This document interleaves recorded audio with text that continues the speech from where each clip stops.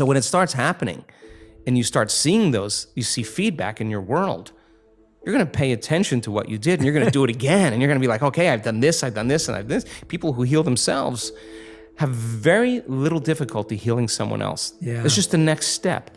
We had students just get together and say, if we're in the quantum, okay, and everything's connected, do I really need to be there? I just need a target. Give me the face, give me the coordinate. Love transcends space and time, Yeah. okay? Well, give me that coordinate, I'll love that person in the life.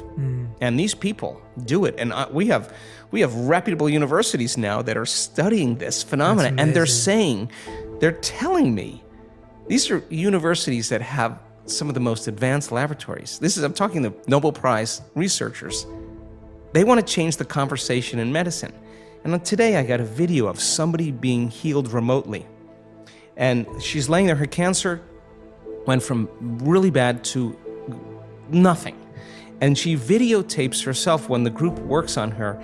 She is laying there and her body is moving all over that floor. It's twisting and turning. There's energy manipulating that body.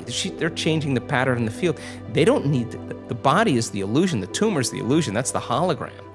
Change the pattern in the field, you change the projection in three-dimensional reality. Our person who's healed themselves and been in a circle where they've healed someone else, Wow. well, and then when you do that, what's next? I don't know. You won't know until you have that experience. Yeah. And I've sat in on the groups where they get together on the Zooms and 5 people that they've healed tell their story.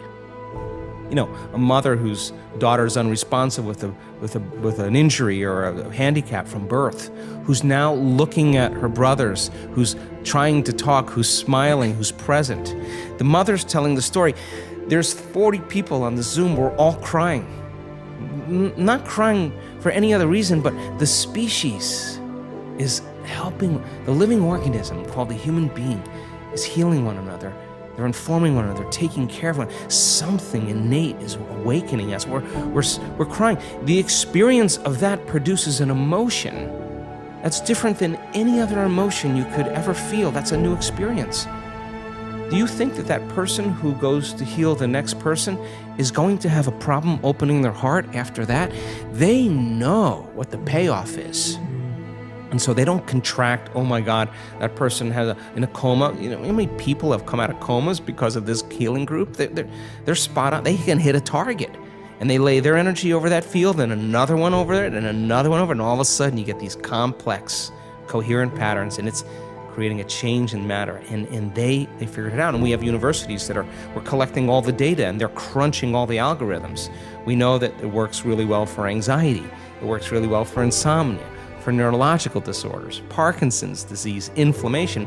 We're capturing that pain, huge changes in pain. And they're on the other side of the planet. It's and we're synchronizing, we're measuring heart rate variability, and we're sending electrodes and sensors to the people that are being healed, and we're seeing if there's a correlation between the coherence of the group that's doing and the coherence of the person who's having the experience. And we're measuring DNA before the healing, and 3 days of healing, we measure the DNA after. Why? Because evidence is the loudest voice. You see that, it's the 4-minute mile. That you can't go back to being the same person. I scratch my head sometimes when I'm standing on the stage and there's someone speaking to the audience who has had a very serious health condition, and they don't look like a vegan, and they don't look gluten-free, and they don't look young, and they don't look buffed, and they don't look like they're in shape. They just look like a normal person that has struggled with a health condition, and they're telling the truth. You are witnessing the truth. They are the example of truth. In other words, they have the scans, they have the blood tests, it's gone. And I'm looking out in the audience, Jay, and everybody is leaning in. Nobody is moving. They are in awe of the 4-minute mile right in front of them. Somebody broke through. Somebody pierced that veil. Somebody broke out of that level of consciousness. And that story is filled with truth. Not my words. Yeah. It's their words. They just showed up every day for themselves. They just kept showing up and believing in it, and they became it, right? You ask that person, where's the disease? They'll tell you it's in the old person. I'm somebody. I'm not the same. Can't be there.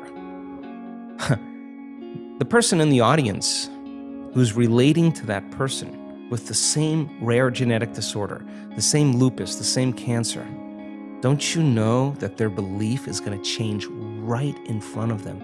And instead of taking 2 years to do it, they do it in 3 months. Why? Because as soon as the 4-minute mile was broken, Yeah. the next one that broke it was 2 weeks later, and there's been 1,400 people have done it. I mean, it's not a thing anymore, right? So to me, we have such compelling evidence in science with brain scans. You can make your brain work better. You can make your heart work better. You can make your immune system work better. You can make your cells go from really sick to really healthy. We've got great evidence. You can become immune to serious viruses. You can be immune to bacteria. We've got the measurements. You can lengthen your life. We have great evidence, and the people aren't monks. They're not nuns. They're not religious scholars. They're just common people. And then we have testimony of people who are the example of truth. They are the example of truth. I would rather have dinner with those people than anybody else. They know something, right? So evidence then becomes the loudest voice, right? And that's what I think what people are looking for right now. The truth is so lost in sensationalism, and the truth is so lost in emotional agreement.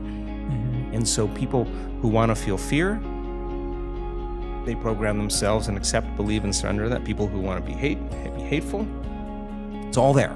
It's all there, and it's a matrix to find the way out, right? And I think there's a door. I just think that we have to trust the innate information that comes from within us.